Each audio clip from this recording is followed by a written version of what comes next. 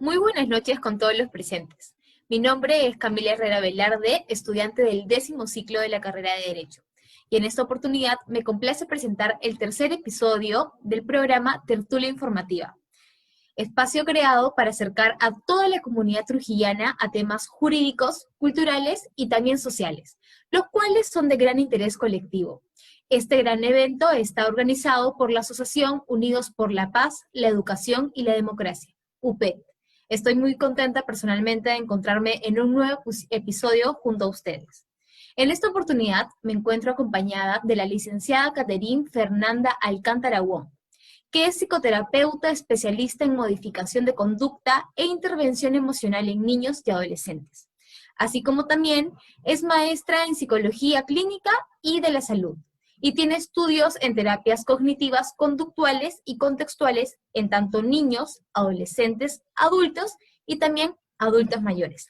Bienvenida, licenciada. Encantada, Camila, muchísimas gracias.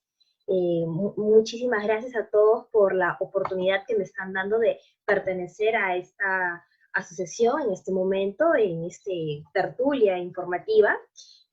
Gracias por el espacio, gracias a todo el público general que me está escuchando en estos momentos. Voy a hacer un tema orientado a lo que actualmente está pasando con nuestros niños. Bueno, yo estoy bastante enfocada en lo que es el trabajo en niños, y en este momento he creído conveniente tocar el tema de cómo desarrollar la fortaleza emocional en nuestros hijos desde la niñez. Mucho se habla de pautas de crianza, mucho se habla, por decirlo así, de qué debemos hacer con nuestros hijos, cómo podemos criarlos, cómo se pueden portar bien, cómo pueden obedecernos, pero poco se habla de cómo fortalecer, por decirlo de una manera coloquial, su espíritu, cómo fortalecer su carácter, cómo fortalecer su personalidad para que en un futuro sean adultos con una personalidad sana, una personalidad que pueda afrontar todas las adversidades del mundo, cómo generar en ellos alta autoestima, cómo generar en ellos lo que nosotros los psicólogos llamamos resiliencia, que es la capacidad de hacer frente a las adversidades conforme se vayan presentando sin dejarse caer. Entonces, en este momento voy a hacer esta ponencia con el objetivo de crear niños con espíritu fuerte para el futuro. ¿Bien? Comencemos. Bueno, un poco de mí. Soy licenciada en psicología, psicoterapeuta especialista en modificación de conducta e intervención emocional, con estudios en terapias cognitivo-conductuales y contextuales para adultos, adultos mayores, niños y adolescentes. Y bueno, actualmente me encuentro en una ONG realizando proyectos de rehabilitación emocional en niños y adolescentes. Les hago una pregunta al público en general para que la piensen. ¿Se han preguntado qué hacer para formar una personalidad sana emocionalmente en sus hijos? ¿Te has preguntado cómo podrías educar a tu hijo para que en un futuro sea un adulto sano y feliz? ¿Quieres que tu hijo sea feliz en el aquí y en el ahora? ¿Te gustaría que tu hijo aprenda a resolver sus dificultades con fortaleza en el presente y en el futuro? Todo esto y mucho más el día de hoy. ¿Cómo se forma la personalidad en los niños? La personalidad es un conjunto de características, de repertorios conductuales relativamente estables en el tiempo, con los cuales el individuo va afrontando la vida, ya sea de manera adaptativa al contexto o desadaptativa. Esto va a formarse desde que el bebé empieza a interactuar con el medio ambiente. No necesariamente desde que la razón ya está desarrollada, sino desde los primeros meses de vida ya se empiezan a desarrollar los repertorios de conducta de los niños, que si se siguen replicando, se tornarán también en la adolescencia y en la edad adulta. ¿Y a través de qué mecanismos se forman estas conductas? ¿Favorables o desfavorables? A través de los estilos de crianza y del estilo de apego. Existen diferentes estilos de apego, es decir, formas en las que el niño se relaciona con sus padres o cuidadores primarios. Si realmente el niño siente que los padres están para protegerlos, para satisfacer sus necesidades afectivas, emocionales y fisiológicas. O si de repente el bebé desde sus primeros meses de vida siente que no están ahí para cuando él lo necesita. que de repente un momento están, otro momento no están, y sus necesidades se tornan impredecibles de satisfacer. Asimismo, el estilo de crianza. ¿Qué le permitimos hacer a nuestros hijos? ¿Qué no le permitimos? ¿Cómo los estimulamos a nuevas conductas favorables? ¿Cómo los castigamos o extinguimos conductas que no son favorables? ¿Cuáles son esas pautas de crianza adecuadas que debemos tener? Con un buen estilo de apego, es decir, con un cálido acercamiento, cálido, pero sobre todo predecible y seguro acercamiento amoroso entre la madre y el niño. Digo la madre porque es la figura principal, pero es en realidad también con el padre y con todos los cuidadores primarios. Pero se ha demostrado en estudios biológicos que la figura de apego principal es la madre. Entre la madre y el niño, así como un estilo de crianza que fortalezca la autonomía del mismo y el desarrollo de su autonomía y sus otras habilidades que vaya adquiriendo con el proceso de desarrollo. Esto va a hacer que vaya superando sus crisis que va presentando en todas las etapas de la vida, la crisis de la infancia, la crisis de la niñez, la crisis de la adolescencia, porque cada etapa tiene una crisis. Entonces, esto va a hacer que supere sus crisis del desarrollo. En cada crisis del desarrollo va a desarrollar una habilidad o una virtud, y esto va a hacer que tenga una personalidad virtuosa y fuerte. Entendida personalidad virtuosa y fuerte como aquella personalidad que sabe hacer frente a la vida y a sus adversidades, con una identidad bien definida. A ver, vamos a hablar de los estilos de crianza. Desde el punto de la disciplina positiva, existen 4 estilos de crianza que están en 4 cuadrantes. Entre padres muy firmes y poco firmes, entre padres muy amables y poco amables. ¿Por qué será que algunos padres son demasiado firmes y rígidos con sus hijos y otros no? ¿Por qué será que algunos son demasiado permisivos con sus hijos y otros no? Cada estilo de crianza obedece a diferentes creencias de los padres. En la actualidad o en la vida moderna se está dando un estilo de crianza bastante distinto al de 20, 30 años atrás. Recordemos que el estilo de crianza de 20, 30 años atrás, con el que tal vez los criaron nuestros padres y abuelos, estaba caracterizado por la obediencia ciega de normas rígidas a las cuales bajo ningún motivo el niño o el adolescente podía cuestionar. Es más, a muchos de nosotros tal vez no se nos permitió emitir una opinión, no se nos permitió decidir diferentes cosas, tal vez muchas cosas se nos fueron impuestas. Entonces, esto ha generado que en las siguientes generaciones, de una u otra manera, los padres modernos, los padres jóvenes, los padres actuales, no deseen que sus hijos tengan las mismas restricciones a la libertad que ellos tuvieron o que nosotros tuvimos. Es por eso que ahora hay más libertad con los niños desde muy pequeños, más consentimiento, querer complacerlos en todo. El padre de ahora quiere complacer en todo a los hijos. Es el toma para que seas feliz. Toma todo lo que tú quieras para que seas feliz. Pero ¿realmente esto es favorable para nuestros hijos? ¿Cuál es el límite entre no consentir en exceso y no ser demasiado rígido en exceso? Ahí viene el cuadrante de la disciplina positiva. Tenemos desde padres poco firmes y poco amables, a los que se les dice los famosos padres negligentes o ausentes. Con determinada característica o con determinada conducta que tú emitas frente a tus hijos van a adoptar una concepción de la vida y del mundo, y una concepción de ti y de lo que tú sientes como padre hacia ellos. Estos padres se caracterizan por no estar muy presentes en la vida de sus hijos, por dejar que sus hijos se críen solos, aprendan solos, por una falta de dirección y orientación en sus hijos. Las reglas y los hábitos en casa son bastante pobres. En realidad hay poca firmeza y poca división en lo que son las normas de convivencia. Hay límites poco claros con respecto a lo que son los roles en la familia.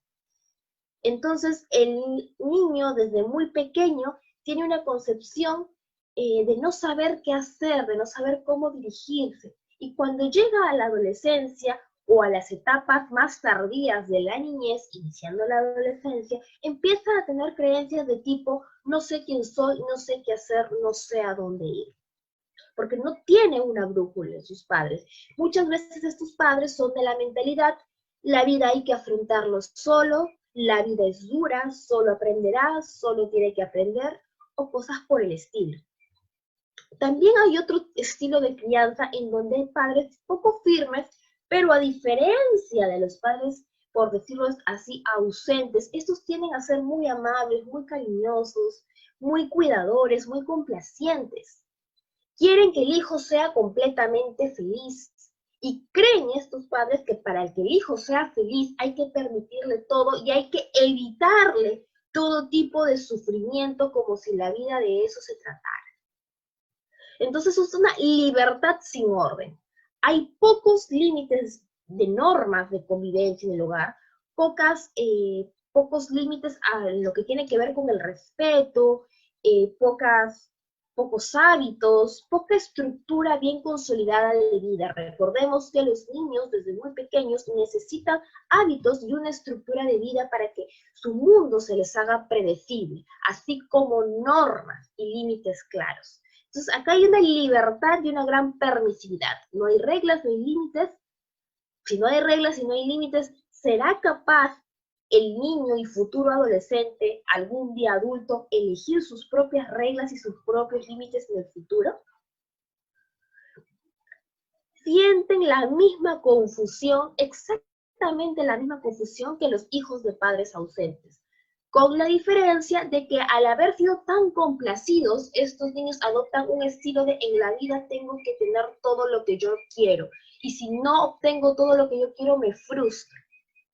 Desarrollan muy poca tolerancia a la frustración porque no se les ha enseñado que las cosas hay que ganárselas, que las cosas hay que merecérselas, y que para obtener cosas buenas hay que emitir conductas buenas. Ahora, aquí está el estilo de crianza antiguo, el orden sin libertad, el famoso autoritarismo. Tú haces lo que yo digo y no opinas. Los niños no se involucran en ningún tipo de toma de decisiones, ni siquiera muchas veces de los juguetes que les pueden gustar. No eligen la ropa que se ponen, no eligen los juguetes que desean, no eligen el dulce que les pueden brindar, todo les es completamente impuesto. Entonces son padres bastante firmes, pero muy poco amables con sus hijos.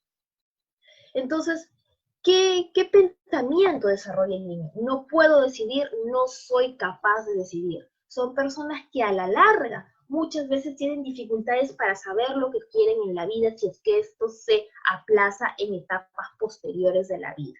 Carecen de autonomía y autorresponsabilidad. Entonces, la solución que la psicología moderna propone es la disciplina positiva, en donde hay normas firmes y claras, pero con mucho cariño. Por poner un ejemplo, una niña desobedece a su madre con respecto a los labores de la casa, pero hay un evento en el colegio. A modo de castigo, el mismo día en que la niña no ordenó la casa tal y como había sido dirigida por su madre le dice que en consecuencia no va a ir al evento de colegio. ¿Ok? Pasan los días y al pasar los días, de repente esta niña cree que porque su mamá le está hablando con tono dulce, tono amable, no está molesta, no se le ve con un tono agrio de voz, sino está bastante cariñosa. Se le ha pasado el enojo, es cierto. Pero, oh sorpresa, la madre le dice, está bien, no estoy enojada contigo, pero de todas maneras no vas a ir al evento del colegio, porque ya habíamos quedado en eso, porque es la consecuencia de que en su momento no me hayas obedecido. Te quiero mucho, pero no vas a ir. Sin necesidad de maltrato, sin necesidad de violencia, sin necesidad de palabras hostiles ni insultativas de ningún modo, aquí la madre está demostrando cuál es su autoridad y que lo que los padres dicen se cumple. Entonces, Es diferente a un niño o a un adolescente que dice, bueno, a mi padre o a mi madre ya se le va a pasar cuando se le pase el enojo, y a la final sí voy a ir. A alguien que sabe que la palabra de sus padres es firme, es ley y se tiene que cumplir. Es ahí cuando los hijos los empiezan a tomar en serio. Los niños interpretan la realidad, lo que son, lo que valen y lo que importan de acuerdo a cómo nosotros como padres seamos con ellos. Entonces, aquí tenemos los 4 estilos. Permisividad, no hay horarios ni rutinas, se da un muy bajo nivel de exigencia, hay una expresión de afecto muy baja, una actitud prácticamente fría, indiferencia, escasez de normas y falta de aplicación de ellas, por lo cual los niños asumen la creencia de no le intereso a mis padres. En el estilo de crianza autoritario, no hay espacio para el diálogo. Hay un afecto muy escaso, pero hay excesivos castigos y hay existencia de gritos y de críticas muy severas. Eres un inútil, ¿por qué no haces las cosas bien? Tienes que hacerlo todo perfecto, tienes que hacer las tareas sin equivocarte, porque si no, es porque eres un mal estudiante, porque no eres tan inteligente, y si no, ya no te voy a querer. Cosas por el estilo. Una crítica muy dura, con un nivel de exigencia muy alto y una escasez de afecto. Entonces, el niño desde muy temprana edad aprende a que tiene que hacer las cosas excelentemente bien para valer algo, para que lo quieran, para hacer algo. Entonces adopta la idea de soy imperfecto y nunca soy suficiente, porque es una manera de que tiene de decirle al padre, eres perfecto. El estilo sobreprotector, algo bastante común en nuestra época, pero nada favorable. Exigencia muy baja, no hay monitoreo de las responsabilidades de los hijos, hay un nivel de afecto elevadísimo, se complace a los hijos en absolutamente todo, se establecen pocas normas, pocos horarios, pocas rutinas, pero se les premia en todo como si los hijos lo merecieran todo y se justifica y perdona todo. Estamos criando hijos rebeldes, caprichosos, autoritarios e impositivos, difíciles de controlar, que son ellos los que van a querer mandarnos a nosotros. Entonces, además de eso, al niño y futuro adolescente no se siente lo suficientemente fuerte para afrontar la vida porque se frustra muy rápido, porque no sabe lo que es. Entonces, ¿qué les estás diciendo ahí como padre sobreprotector? Te amo, pero nada malo debe pasarte porque eres muy débil. Un mensaje muy errado de transmitir. Entonces, nosotros con nuestras conductas transmitimos mensajes positivos o negativos a nuestros hijos. En cambio, el estilo de crianza asertivo bajo la disciplina positiva, que es lo que la psicología moderna propone, queremos dar un nivel de exigencia alto, sí, con las responsabilidades del hogar, del colegio y todas las responsabilidades que el niño y el adolescente tengan. Una alta expresión de afecto también. Niños y adolescentes necesitan afecto. El ser humano necesita afecto por naturaleza y el amor no puede ser obviado. Los besos, los abrazos, las caricias, un te quiero de todos los días es lo que los niños y todo ser humano necesitan. Pero también necesita saber normas claras y concisas de lo que es bueno y de lo que es malo, de lo que se debe hacer y de lo que no se debe hacer. Se da reconocimientos por buenas conductas, haber ordenado su cuarto, haber comido toda su comida, haber obedecido, haber dicho gracias, haber dicho por favor, pero también se establecen ciertos castigos cuando la conducta no es favorable, como por ejemplo haber desobedecido y no ir a un evento del colegio, o de repente ya no tener la televisión, ya no tener la tablet, que ahora tan indiscriminadamente se les da a los hijos, o pequeñas cosas que a ellos les gusten se las puedes retirar a modo de castigo. Ojo, el castigo es importante en tanto una consecuencia negativa inadecuada. Castigo bajo ningún motivo significa violencia, ni maltrato, ni nada por el estilo. Castigo no tiene nada que ver desde un punto de vista científico, porque el castigo es un concepto científico de la psicología conductual, no tiene nada que ver con violencia ni con maltrato. Castigo tiene que ver con consecuencias a una conducta que no es apropiada. Desde algo muy simple como no ir a beber, eso quisiera que quede bastante claro. Eso es con respecto a la crianza, los límites y las normas que te pongo, lo que está permitido y lo que no está permitido. Pero con respecto a las demostraciones de afecto o al famoso ¿cómo te quiero? Eso es el apego. ¿Cómo te quiero? ¿Cómo yo te demuestro mi cariño? Si desde bebés el bebé sabe que su madre está para cuando él llora, para cuando él tiene hambre, para cuando él tiene frío, para cuando él necesita un abrazo, para cuando él tiene miedo, si desde bebitos sabemos que nuestra madre está ahí, creamos el famoso apego seguro, que es el que todo ser humano debe desarrollar, que es el yo sé que hay alguien que me quiere y que va a satisfacer mis necesidades de afecto, y en este caso, en el caso de bebés, necesidades también fisiológicas. Entonces, la madre sensible a las necesidades del bebé se conecta con su hijo, lo mira, lo abraza, lo mima, se encuentra emocionalmente disponible para él. Entonces, ¿qué creamos en el futuro? Niños seguros de sí mismos, más cálidos, estables con las relaciones sociales, positivos, integrados y con una actitud totalmente positiva hacia la vida. Pero ¿qué pasa si a veces la madre está, no solo la madre, digo, todos los cuidadores primarios, pero en este caso la figura principal es la madre, porque esto es algo que se forma desde los primeros meses de la vida, el apego, etiológicamente hablando. Entonces a veces la madre o los cuidadores primarios están, no están, a veces son fríos, a veces te quieren, a veces no te quieren, o si lloras no te sientes que no te quieren, pero si sonríes sí te quieren. Es una ambivalencia completa que genera total inestabilidad en los niños y bebés y futuros adolescentes. Estas son las bases de su afecto, estas son las bases de su temperamento. Se forma lo que John Bowlby, este gran etólogo, llamaba como apego ansioso o ambivalente.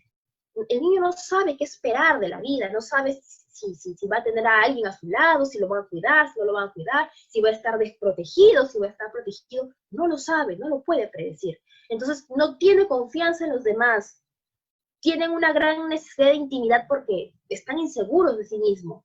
Su estilo social es muy desconfiado y tienen menos accesibilidad a recuerdos positivos.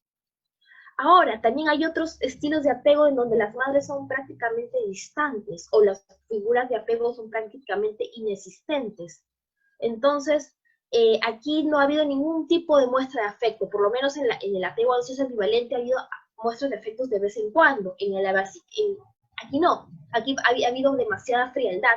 Entonces, aquí, desde bebés y desde niños, si este estilo de interacción no se cambia a lo largo del tiempo y se mantiene en la niñez y en la adolescencia, se forma un individuo completamente frío, entre comillas autosuficiente, que siente que no necesita el cariño de los demás, que ha aprendido a que el afecto no le interese y que incluso puede tener cierto miedo a las reacciones o expresiones de afecto de otros. Esas famosas personas que están tan ensimismadas, son tan autosuficientes. Muchas de estas personas, quiero poner un ejemplo, pueden ser grandes profesionales en el futuro, licenciados, magísteres, doctores, pero después no quiero un compromiso, no quiero una relación, yo estoy bien solo, no necesito a nadie para ser feliz, las relaciones no les duran mucho, nunca demuestran un cariño, ni siquiera con las palabras,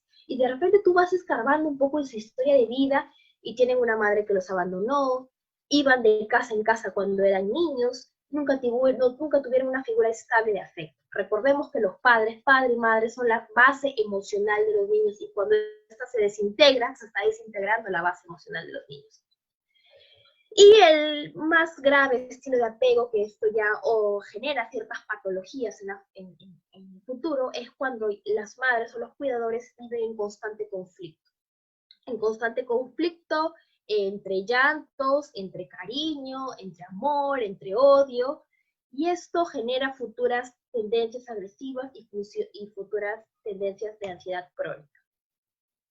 Al mismo tiempo tenemos que ver que y esto lo voy a decir de manera muy breve para no alargarlo, que cada etapa de la vida tiene una virtud que se tiene que desarrollar una crisis. De los 0 a los 18 meses, los niños están explorando el mundo.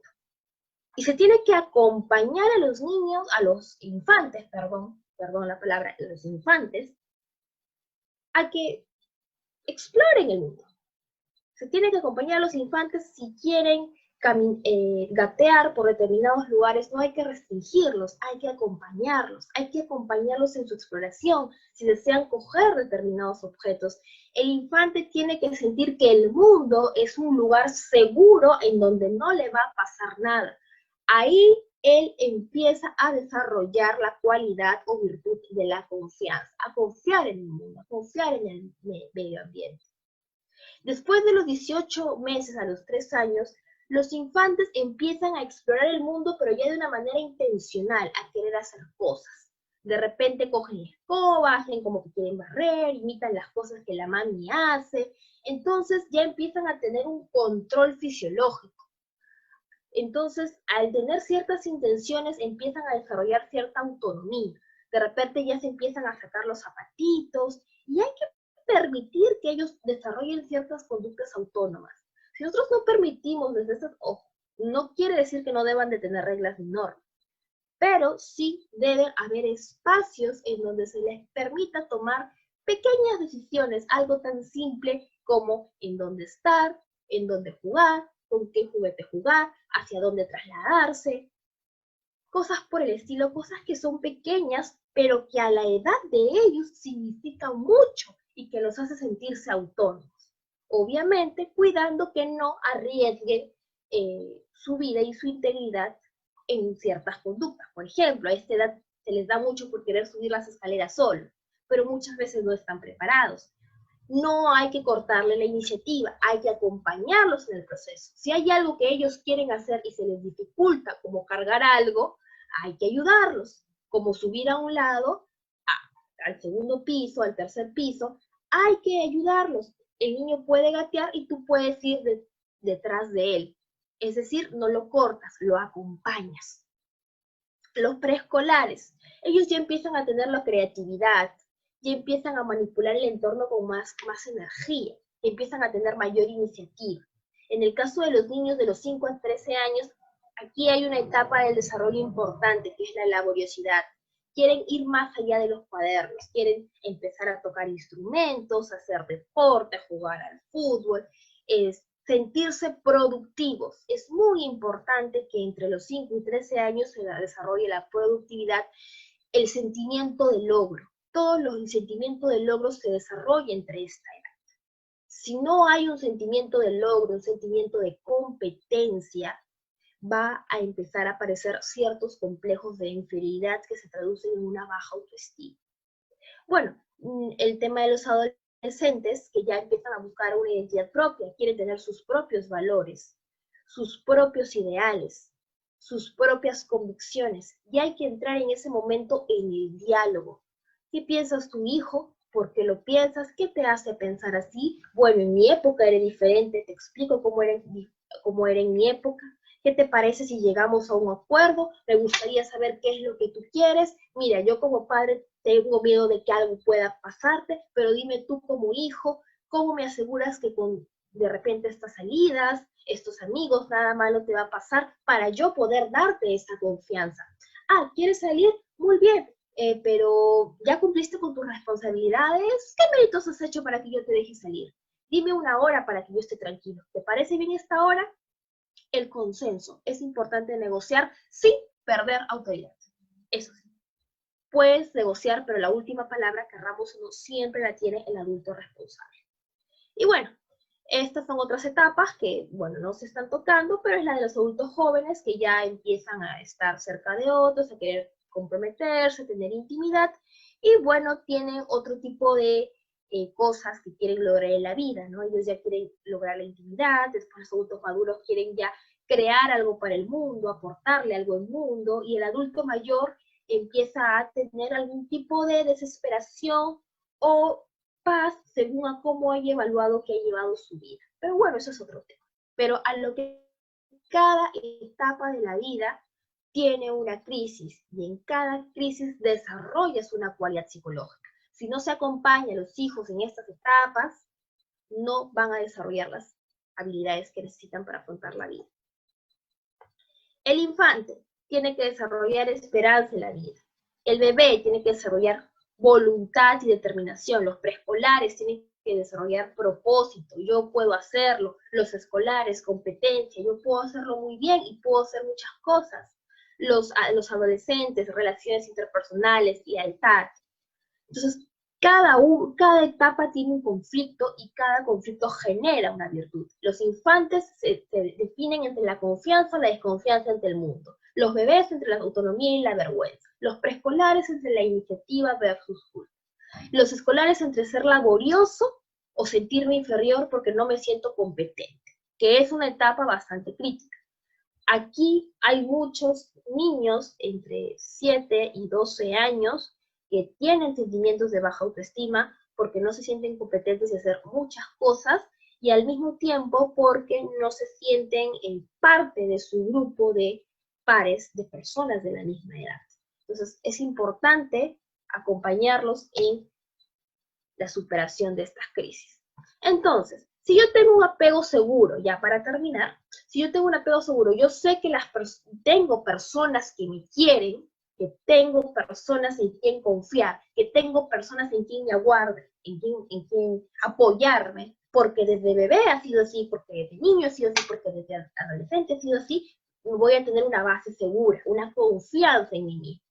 Si me han criado con asertividad, es decir, sé lo que es bueno, sé lo que es malo, sé cuáles son mis límites, pero al mismo tiempo me quieren mucho y me tratan bien, no me humillan, no me maltratan, no me dicen cosas negativas como eres un inútil, eres burro, si no eres inteligente, no eres mi hijo, cosas que he escuchado y que es muy triste, pero se da.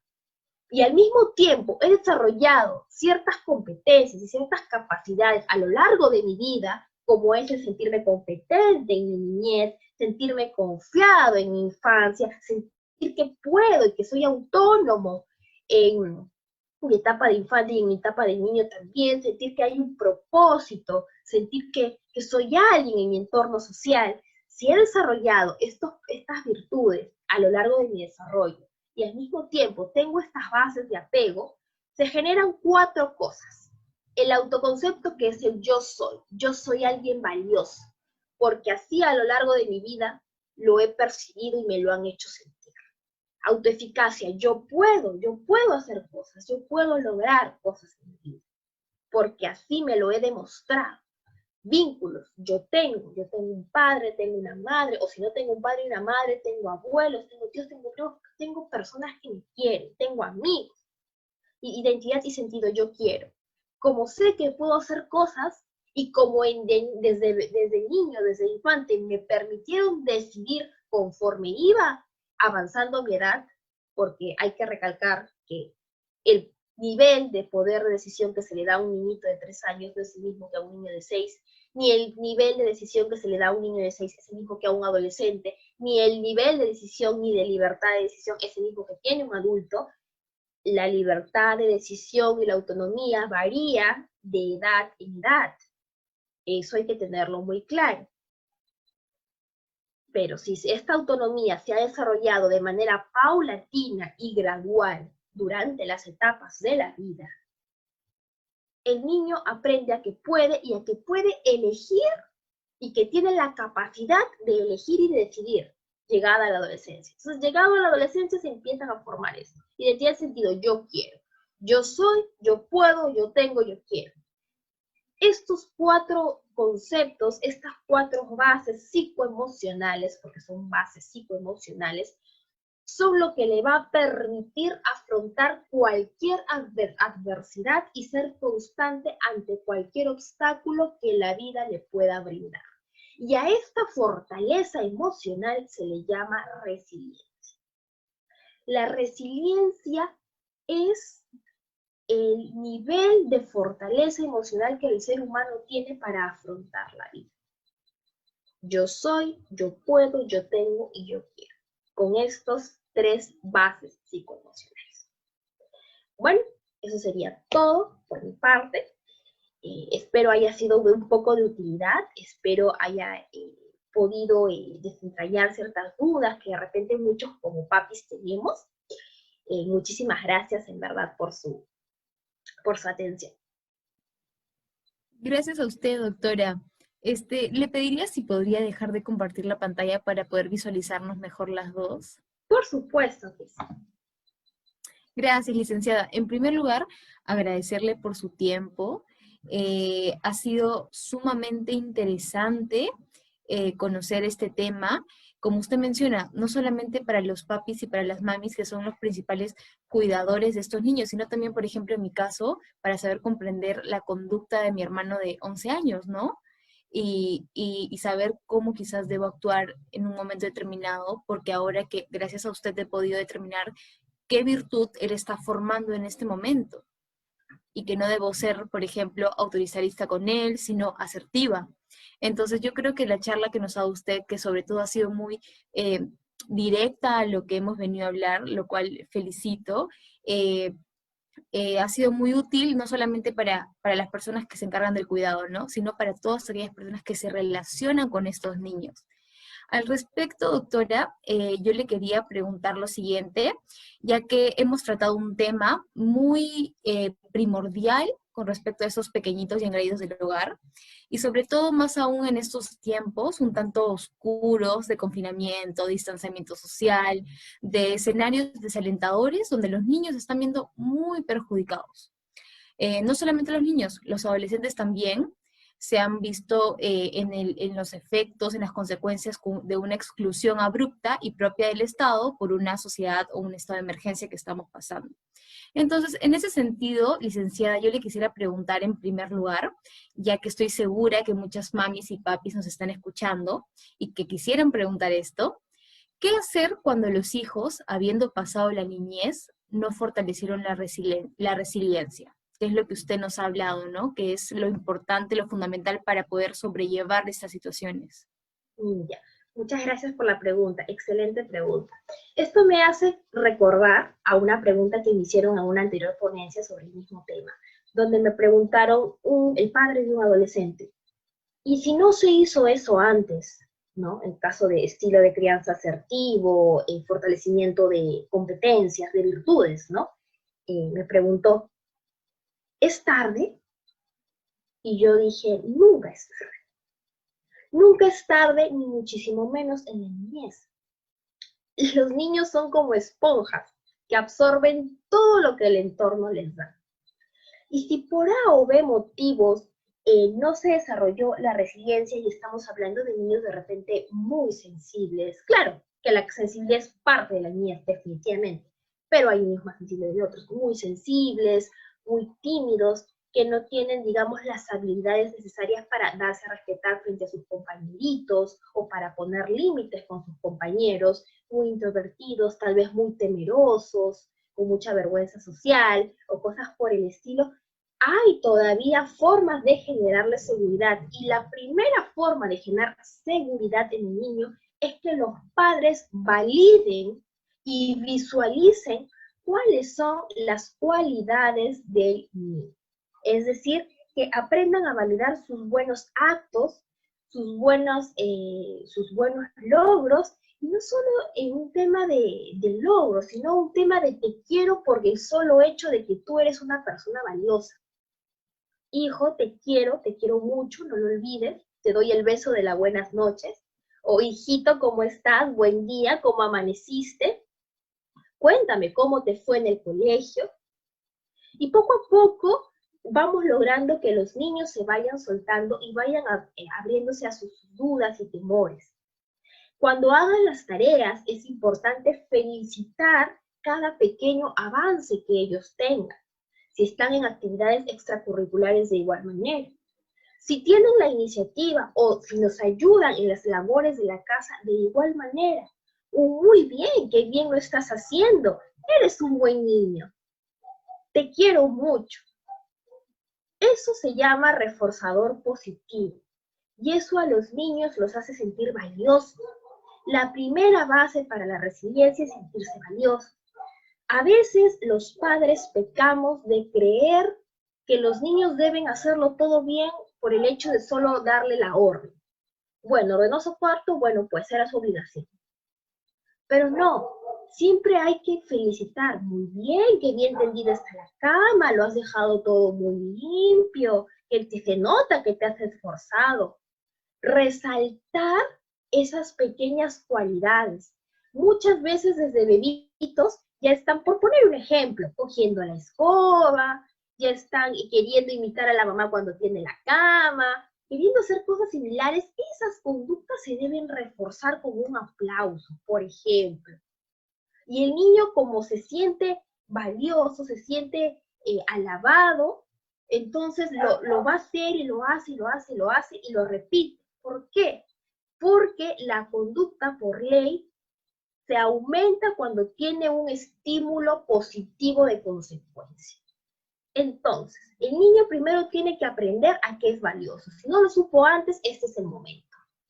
Segundo, el niño tiene que saber que tiene personas que lo quieren a su alrededor. Tercero, el niño tiene que saber de manera directa por los padres, porque recordemos que los niños no nos leen la mente, ni los hijos ni de ninguna edad nos leen la mente, ¿no? Que él es una persona digna de respeto, que él es una persona que tiene que cuidar su cuerpo, que tiene que cuidar, así como su cuerpo, también sus sentimientos, y que nadie puede ofenderlo, ni nadie puede herirlo, ni debe herirlo.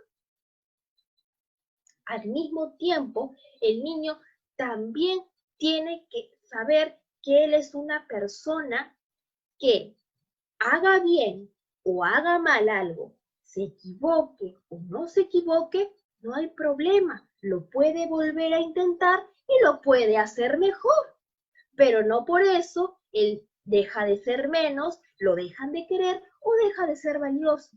Como te ponía el ejemplo, muchas veces se critica duramente a los hijos porque no saben pintar bien, porque no escriben tan bien como el amiguito, porque el amiguito habla mejor que ellos, y mira al hijo de la vecina, él ya sabe y tú no sabes, él aprende y tú no aprendes. Es lo peor que puedes hacer con un niño, compararlo. Tienes que hacerlo sentir único y especial. Desde ahí, esa es la primera base para la resiliencia. Hacer que se sienta seguro, hacer que se sienta digno y hacer que se sienta capaz a base de el reconocimiento y la validación de los padres. No condicionar jamás el cariño que se le tenga al hijo, ni por los logros, ni por las cosas buenas que haga, en el sentido de las cosas que pueda estar aprendiendo. Por ejemplo, no es que si haces la tarea bien te quiero y si no la haces bien no te quiero, o si la haces bien eres inteligente y si no la haces bien eres un burro, como he visto que a niños literalmente les han dicho. Y recuerdo que el niño lo escuché decir, ay, ¿por qué me habrán hecho tan burro? Y es penoso, porque con ese sentir cargan toda la vida. Entonces, va por ahí. Nunca es tarde. Si fuiste indiferente con tu hijo, puedes ser cariñoso. Si nunca reconociste sus logros, ahora los puedes reconocer. Si nunca lo estimulaste a hacer cosas, a que lograra cosas, ahora es cuando que se mete un curso de pintura, un curso de deporte, un curso de música. Más allá de que se haga el experto en la música o el experto en la pintura, no ese es el foco. El foco es que se sienta capaz. No sé si te contesté la pregunta. Sí, claro que sí, licenciada. Considero que es mejor tarde que nunca, ¿no? Sobre todo si corresponde al desarrollo del hijo, ¿no? Del menor. Entonces, un esfuerzo a todos esos papis que creen que ya es imposible. Bien, como segunda pregunta, licenciada, tenemos o quisiéramos saber cómo se podría afrontar las dificultades que la situación nos presenta con respecto al fortalecimiento emocional de los niños en el marco de la pandemia. Porque, como sabemos, ellos son los más afectados en este encierro, ¿no? Sí, claro. Yo creo que dependiendo del nivel del desarrollo que tenga, se les debe ir primero, poco a poco, explicando a los niños de qué se trata todo este fenómeno. Por ejemplo, ¿no? Hay niños de 3 años, niños muy pequeños, a los que poco a poco se les está explicando que hay que estar limpios, que hay que venir de la casa y echarse el alcohol, porque si no, nos infectamos y cosas por el estilo y nos podemos enfermar. Y nos podemos enfermar de un virus y le puedes dibujar el virus ahí en un papelito y ambos lo colorean. Mira, este es el virus que tenemos que evitar. Entonces el niño va teniendo una noción de qué se trata, por qué estoy aquí. No es que mis papis no me quieran dejar salir, es que me están protegiendo. Entonces, el niño tiene que sentir, en primer lugar, que el encierro es un acto positivo de protección hacia ellos. No es suficiente con eso, obviamente, pero es la base para que lo pueda asimilar. A los niños de 3 años les puedes explicar tanto de manera verbal como mediante un dibujo, mediante un video. Ahora hay dibujos didácticos para explicarles a los niños sobre el coronavirus. A un niño, sí, lo hay, a un niño de más grande edad ya le puedes explicar de una manera un poco más fluida, ¿no? Porque tiene un mayor nivel de desarrollo. Recordemos que el uso de razón empieza a situarse entre los 6 y 7 años. En este caso, ya, esta es la primera parte, ¿no? Que deben de sentir que es un acto de protección. Segundo, los niños tienen que tener hábitos que hagan que su vida sea estimulante, ¿no? ¿Qué pasa? Que muchas veces los niños, no solo niños, adolescentes también, no les gusta estar en su casa porque la casa les resulta un entorno hostil y aburrido, ¿no? Entonces, es importante que se desarrollen nuevas habilidades que a niños y adolescentes los estimulen. Un instrumento, pintura, dibujo, ¿qué te puedo decir? Bueno, si tienes un patio, puedes hacer un poco de ejercicio, puedes bailar, puedes aprender a cantar. En fin, hay tantas habilidades, incluso que ahora en el internet han salido, que los niños pueden aprender, ¿no? Y sobre todo yo siempre recomiendo el ejercicio y la actividad física. Sobre todo en niños pequeños es muy importante que hagamos ejercicios con los niños pequeños, que antes de dormir durante todo el niño los hayamos hecho saltar, correr, brincar para que se cansen y vayan a dormir de manera profunda. Entonces, sí, es cierto, yo a mi sobrino lo hago que salte, que salte, que salte, que salte y queda seco. ¿Por qué? Porque tienen una carga de energía muy fuerte en las primeras etapas de su vida. Entonces, es importante que desarrollen una actividad que los haga sentirse bien, que los haga sentirse que se divierten, que se sientan estimulados y que sientan que están aprendiendo. Recordemos que los niños están en una etapa constante de dos cosas, de juego y de aprendizaje, y de aprendizaje mediante el juego. Entonces, el juego no se puede perder. El aprendizaje tampoco, pero tiene que ser estimulante.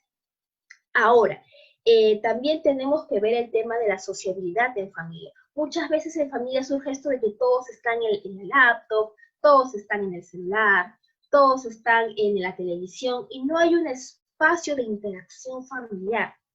Por ejemplo, es muy importante que ahora en la pandemia los espacios de interacción familiar, de juego familiar, aumenten. Ver la televisión juntos, jugar juntos. Ahora juegan todos al bingo en la casa y eso es perfecto. Y hasta los niños más pequeños creo que deben estar involucrados ahí porque el niño siente toda la presencia familiar, siente todo el calor familiar. Entonces, en el caso de los niños, por lo que he podido observar, se adaptan más rápido que el adolescente. En el caso del adolescente es un poco más complejo porque siempre ellos tienen el tema de la interacción social, que los niños también, pero es más manejable en ellos, ¿no? El tema de la interacción social con sus pares, con el enamorado, y se tienden a enviciar mucho en este tema de los aparatos electrónicos. Pero también es muy importante para los adolescentes desarrollar habilidades de tal manera que le den un sentido al encierro. ¿Qué cosas puedo hacer aquí en el confinamiento, encerrado en mi casa, que tal vez antes con las actividades que demandaba estar afuera de mi casa no podía hacer? Hay gente que ha escrito libros, hay gente que ha aprendido pastelería, repostería, entre otras cosas. Ahora, qué bueno, algo que recomiendo, ¿no?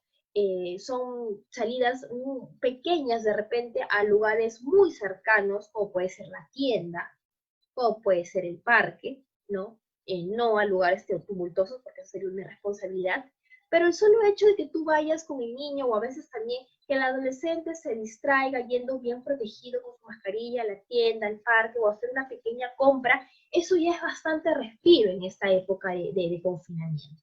El solo hecho de salir y ver la luz del cielo ya es bastante respiro, la verdad, ¿no? Entonces hay que darle un sentido a este encierro, siempre estar en constante actividad. Constante actividad constante interacción familiar y pequeños espacios cercanos de respiro en lugares como ya sea el parque, la tienda, un ida y vuelta corto nada más para no hacerlo de repente demasiado riesgoso. Que no se sienta que la vida en la casa es monótona, que no se sienta que es rutinaria y que no se sienta como que estamos pero no estamos, es decir, todos en su mundo y nadie junto, ¿no? Creo que el sentido del confinamiento debe ser la unión familiar. Y si antes no hubieron lazos afectivos, ahora el confinamiento está que los hace más estrechos. Aunque no lo creas, ahora he podido percibir padres que antes no eran amorosos con sus hijos, ahora lo están empezando a ser. Entonces, como que no todo es tan negativo, es una buena oportunidad para restablecer lazos afectivos. Doctora, hay una pregunta personal. Por Sí. ejemplo, en el caso no se realicen estas actividades, ¿es posible un tipo de estrés en los niños, por ejemplo, inconsciente? Porque no podemos compararlo con un estrés, por ejemplo, de trabajo, ¿no? Pero yo creo que estos niños se pueden quizás saturar por no realizar esas actividades y estar encerrados en cuatro paredes. ¿Y cuáles son las consecuencias negativas que se podrían producir en perjuicio de estos niños? Perfecto. El estrés infantil definitivamente existe. ¿Por qué? Porque el estrés existe desde que el ser humano viene al mundo. ¿Qué es el estrés? Una reacción fisiológica del cuerpo cuando sientes que tu medio ambiente es aversivo o que no puedes tolerarlo porque las circunstancias sobrepasan el límite de tus habilidades y recursos. Entonces, ¿por qué un niño se estresa? Porque tiene mucha energía y no tiene cómo descargarla. Quiere hablar con alguien y no tiene con quién. Quiere jugar y no tiene con quién, ¿no? Hay mucho tiempo libre y no sabe qué hacer. Y ni siquiera muchas veces tiene espacio de esparcimiento, que es lo que los niños necesitan. Entonces, ¿qué consecuencias se originan al no tener cómo canalizar esta energía? Porque es canalización de energía lo que los niños necesitan. Irritabilidad. Lo primero, irritabilidad, berrinche, rabieta, actitud hostil. Segundo, dificultades en el sueño. Como tiene tanta energía que no ha descargado, no puede dormir, porque la tiene la energía contenida. Por eso es que yo siempre recomiendo el ejercicio y sobre todo en los más pequeños. Tercero, y tristeza, porque es como que todos los días son iguales, no hay el estímulo que todo ser humano por naturaleza necesita, y si es niño más, no hay el estímulo, no hay la novedad, no hay el sentido de vivir, el sentido de estar aquí, el sentido del día. Y empieza una especie de tristeza, abatimiento, dejadez, desidia, desmotivación, que en casos extremos, estoy hablando de casos extremos, podría tornarse en una depresión infantil, pero esos son casos extremos. Pero sí te dan este tipo de síntomas de oscilar entre la tristeza, la irritabilidad, la impaciencia y mucha ansiedad. Perfecto, licenciado, muchas gracias. La otra pregunta sería, en el caso nos encontremos ante una familia, por ejemplo, compuesta o extensiva, los mecanismos de crianza que usted nos ha explicado el día de hoy deberían ser diferentes cuando los cuidadores no son los padres o y las madres, y por ejemplo son los hermanos mayores, los abuelos o los tíos. ¿Deberían ser diferentes estos medios de crianza que hoy día nos explicó? No, de ninguna manera. El estilo de crianza asertivo simplemente es algo muy sencillo. Yo te quiero mucho, pero tienes tus límites. Te quiero mucho, pero las reglas son estas y las normas son estas. Eso es la asertividad. Educar con cariño, poner límites con cariño, poner normas con cariño y con firmeza. Que muchas veces la firmeza a los abuelitos les gana el corazón, a los hermanos mayores les gana el corazón, a todo el mundo le gana el corazón porque, ay, pobrecito, ay, cómo llora, ay, cómo bota las lágrimas de los ojos, ay, no, denle su caramelo. Ya no te voy a dar pastel. Ay, no, ya pasó, ya dale su pastel. No, no, no, no. debe haber firmeza. No hay pastel y no hay pastel, así se le caigan las lágrimas. Porque los niños, para dramatizar, son muy buenos. Y dramatizan mucho porque saben que con su gran llanto y su gran expresión de dolor consiguen lo que quieren. Es conducta instrumental. Saben que con esto van a conseguir todo lo que quieren de la abuelita, del hermano, de todos. Entonces, el yo te quiero, pero te pongo normas, es un estilo de crianza que deben ir para todos. Es más, es muy importante de que si la familia es compuesta, si además de los padres, de los abuelos, los tíos, los primos, es importante que todos tengan la misma autoridad. Es decir, que todos estén de acuerdo en lo mismo. No es que la abuela dijo A, el abuelo dijo B, y como el abuelo me consiente, no le hago caso a la abuela que dijo A y la desautorizo y me voy con el abuelo. O la clásica. Por ejemplo, tuve el caso de un adolescente que dijo que, bueno, sus padres era como que sus padres eran separados y su padre la consentía mucho, pero su mamá le ponía normas. Entonces, como ella quería ser consentida, se iba con el papá. Hasta que llegó un día que por aconsejo del psicólogo les dijeron, ¿saben qué? Ambos tienen que estar de acuerdo en sus normas. No puede haber incoherencia entre los padres, ni en ningún miembro de la familia. Todos tienen que estar de acuerdo. Nadie puede desautorizar a nadie.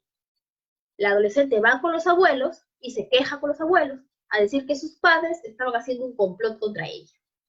Algo muy gracioso, algo muy gracioso, pero eso pasa. Entonces, si el niño ve que, o el adolescente ve que toda la familia está de acuerdo y que nadie lo va a defender, porque si la mamá ya dijo que no hay pastel, nadie se lo va a dar en la casa. Si ya se le ordenó que no va a haber televisión, nadie le va a dejar ver en la casa, así que a nadie puede recurrir. Es ahí cuando el niño va a ser disciplinado. Todos tienen que estar de acuerdo, todos. No puede haber desautorización de nadie, porque es ahí cuando el niño de una u otra manera se impone y sale ganando, por la debilidad de alguno. Correcto, licenciada. Me siento muy identificada porque tengo un hermanito aquí pequeño y de verdad que muchas veces da penita, ¿no? Como usted nos mencionaba. Pero qué interesante saber que esta autoridad tiene que ser coordinada, porque si no la palabra simplemente no va a tener validez, ¿no? Uno te dice sí, pero el otro te dice que no, entonces le hago caso al que me permite todo. Exacto.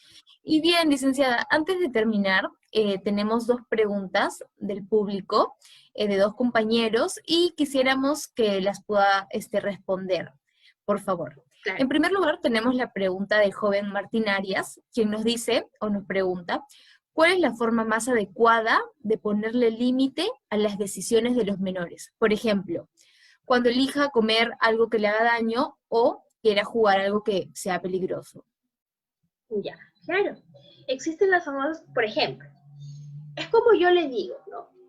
Cada edad tiene su límite de decidir. Tú de niño puedes decir con qué jugar, qué comer hasta cierto punto. Yo eso sí no se lo dejaría a la decisión de los niños. Que los niños decidan qué comer, no, porque qué comer van a querer comer golosinas. Creo que no están en esa etapa todavía. Pero sí de repente qué polito ponerse, qué jeansito ponerse, qué programa quieren ver, ¿no? A dónde quieren irse, al parque o a la playa. Hay niños que desde niño prefieren la playa al parque. Cosas así. Pero sí, por A o B situación, los niños quieren jugar con algo que no es conveniente. Por ejemplo, yo nunca aconsejo las armas. No me gustan las pistolas, ni siquiera las de agua. No soy muy partidaria. Siempre es mentira eso de que a los niños no se les debe decir que no. Eso es falso. Los niños desde pequeños tienen que saber lo que es la palabra no. Porque el no es algo que se les va a presentar a lo largo de su vida y ellos tienen que estar preparados para eso. Hijito, esto hace daño. Esto te puede dar dolor de barriga y te va a hacer sentir mal. Por esto no se come. Duele la barriguita. Así recuerdo que le digo. Entonces el niño aprende que, no, duele barriga. No, eso no. Hablar de manera cariñosa, acorde a la edad del niño, porque obviamente no se le explica de la misma manera a un niño de 3 años que a un niño de 9 años, o un niño de 9 años ya puede ser un poco más directo y decir, hijo, esa comida que tú quieres comer no es saludable, es artificial, está llena de conservantes, un niño de 9 años ya entiende, eso te va a hacer daño y no es bueno para tu desarrollo. Un niño de 9 años se lo puede decir así, pero un niño de 3 años no, un niño de 3 años no lo entiende de esa manera. No hace daño, a un niño de 3 años duele barriguita.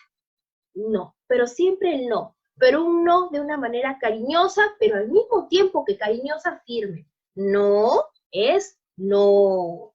No es necesario gritar. No, puedes alzar la voz, sí, si es que ya el niño entra en una actitud de berrinche. No es malo alzar la voz, por el contrario, una voz firme dice más que 1000 palabras, una voz firme y un no contundente dice más que 1000 palabras, pero eso solo en caso el niño no lo procese y entre en un estado de capricho. Pero en primera instancia decirle no por tales consecuencias, en este caso de la barriga, de una manera cariñosa. No, ya, mira, ¿por qué mejor no comemos esto? Esto es rico, esto te va a hacer bien, como le digo yo a mi sobrino de 13 años, esto te va a hacer crecer fuerte y sano, tipo Popeye, ¿te acuerdas de Popeye? Ay, fuerte y sano, esto hay que comer. Entonces, decirle que no de manera cariñosa y al mismo tiempo, y más aún si son niños pequeños, darle otra opción. Mira, ¿por qué mejor no jugamos a eso? Pistolitas, no, eso no es bueno. Mejor jugamos aquí a carritos, a globitos, allá, que jugamos juntos. Entonces, explicar, los niños desde muy pequeños necesitan explicación y necesitan un no amoroso, pero un no al fin y al cabo. Exacto, doctora, porque ¿qué razón tendría decirle que no sin explicarle el por qué? ¿No? Yo creo, o según lo que usted nos ha podido ahorita transmitir, que la finalidad es hacerle entender por qué eso le perjudicaría, más no decirle simplemente no puedes comerlo porque yo te digo que no. Exacto. Entonces, qué buen dato el de tener que fundamentar el por qué la madre, el padre, el cuidador quiere que el niño no haga determinada cosa para su bienestar. Bien, licenciada, tenemos una última pregunta del joven Joao Tapia, quien nos cuestiona que para los chicos de habilidades especiales, ¿cuál sería la mejor forma de fortalecer la resiliencia de la que tanto nos ha hablado hoy día? En el caso de los chicos de habilidades especiales, realmente el mecanismo es el mismo, porque si bien es cierto, dependiendo de qué tipo de habilidades especiales estemos hablando, por ejemplo, en el caso del autismo, porque no todas las habilidades especiales son iguales, por ejemplo, en el caso del síndrome de Down, si comparo el desarrollo emocional de una persona con síndrome de Down a una persona con autismo, la persona con síndrome de Down tiene un nivel emocional más desarrollado, cognitivamente menos desarrollado, pero emocionalmente más desarrollado. Las personas con síndrome de Down suelen ser muy amorosas y muy afectivas. Las personas con autismo son cognitivamente altamente desarrolladas, pero tienen como que cierta dificultad en sus relaciones interpersonales a nivel de expresión del afecto.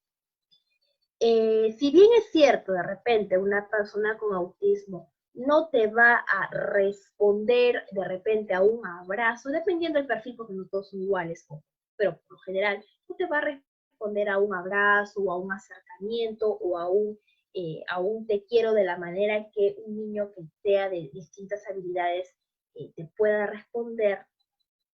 Eso no quiere decir que la persona con habilidades diferentes no sienta cuando realmente tiene a personas en las que puede confiar. Puede tener dificultades en su expresión del afecto y tal vez en recepcionar ciertas muestras de afecto, pero sí se da cuenta que hay personas que están para él, que hay personas en las que puede confiar. También es capaz de procesar que es una persona digna y que tiene que cuidarse, porque cognitivamente está bien. Al mismo tiempo, También es muy importante que todas las personas de habilidades especiales, todas, absolutamente todas, de todos los tipos que hay, tengan desarrollado el sentido de competencia. Hay chicos síndrome de Down que han puesto entre todos ellos, entre un grupo, una pizzería en Estados Unidos. Y excelente, me parece excelente. Hay personas autistas que son muy buenas para el tema del arte y el dibujo, tanto de las artes finas como las artes plásticas, y otros tipos de actividades intelectuales también. Entonces, el mismo nombre lo dice, habilidades diferentes, potenciar sus habilidades, reconocer sus habilidades, felicitar sus habilidades. Es una gran manera de que estas personas desarrollen su fortaleza emocional y al mismo tiempo ayudarlos mucho con el tema de la frustración. En el caso de los niños, de las personas con habilidades diferentes, muchos de ellos se caracterizan por tener una baja tolerancia a la frustración. En este caso, con ellos hay que tener una mayor dosis de paciencia, mucha paciencia. Si de repente, a veces pasa, he visto personas con habilidades diferentes que de repente no les salió bien la escritura, tiran el cuaderno, se enojan y cruzan sus brazos y se echan en la carpeta con los brazos cruzados. Por ejemplo, ante un escenario así, lo primero es dar un tiempo para que pase la emoción. ¿Por qué va a pasar? Lo segundo es, bueno, no lo pudiste hacer de esta manera, ¿qué te parece si lo intentamos de otra? ¿Qué te parece si lo volvemos a intentar? Y si ahorita no puedes, de repente más tarde. Y de repente, si hoy día no puedes, de repente mañana. ¿Te ayuda? Una, se siente apoyado. Y dos, siente que no es grave que se haya equivocado. Y tres, siente que lo puede volver a hacer. Otra cosa, el tema de la autoestima. El tema de la autoestima en personas con habilidades diferentes va desde este sentimiento de competencia, desde este sentimiento de sí puedo, de este sentimiento de yo soy, y también del sentimiento de soy igual que todos. No es que porque yo tengo cierta habilidad voy a ser tratado diferente, o soy extraño, soy raro. En habilidades diferentes, en la resiliencia va mucho tiempo del sentirse, mucho tema del sentirse incluido, del sentir que puede haber una convivencia saludable e igual con todos, como cualquier otra persona. No tiene por qué ser diferente con él. Y sobre todo hay que trabajar mucho en la identidad de estas personas.